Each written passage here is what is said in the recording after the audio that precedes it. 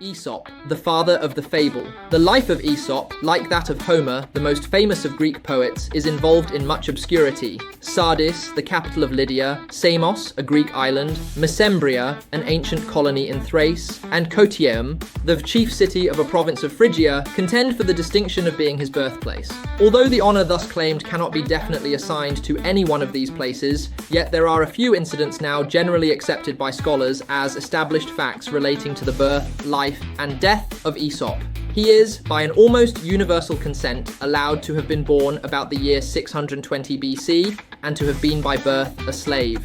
He was owned by two masters in succession, Xanthus and Jadmon, both inhabitants of Samos, the latter of whom gave him his liberty as a reward for his learning and wit. One of the privileges of a freedman in the ancient republics of Greece was the permission to take an active interest in public affairs, and Æsop, like the philosophers Phaedo, Menippus, and Epictetus in later times, raised himself from the indignity of a servile condition to a position of high renown. In his desire alike to instruct and to be instructed, he travelled through many countries, and among others came to Sardis, the capital of the famous king of Lydia, the great patron, in that day, of learning and of learned men. At the court of Croesus he met with the Solon, Thales, and other sages, and is related so to have pleased his royal master by the part he took in the conversations held with these philosophers that Croesus applied to him an expression which has since passed into a proverb, malon o frux, the Phrygian has spoken better than all. On the invitation of Croesus, he fixed his residence at Sardis, and was employed by that monarch in various difficult and delicate affairs of state. In his discharge of these commissions, he visited the different petty republics of Greece. At one time he is found in Corinth, and at another in Athens, endeavouring, by the narration of some of his wise fables, to reconcile the inhabitants of those cities to the administration of their rulers. One of these missions, undertaken at the command of Croesus, was the occasion of his death.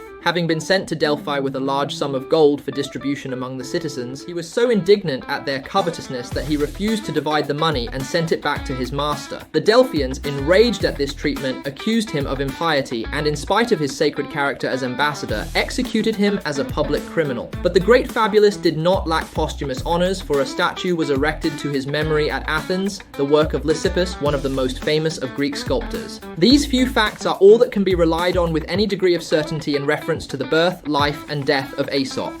The fable on pages 197 to 200 is a translation of La Fontaine's metrical version of one of the most popular of the Æsop fables. La Fontaine, who died at Paris in 1695, was a popular writer of drama and the most noted of the French fabulists. Following this, on pages 201 to 214, are fables from the Russian of Krylov, a writer who for nearly 20 years was one of the librarians at the Imperial Public Library at St. Petersburg, in which city he died in 1844.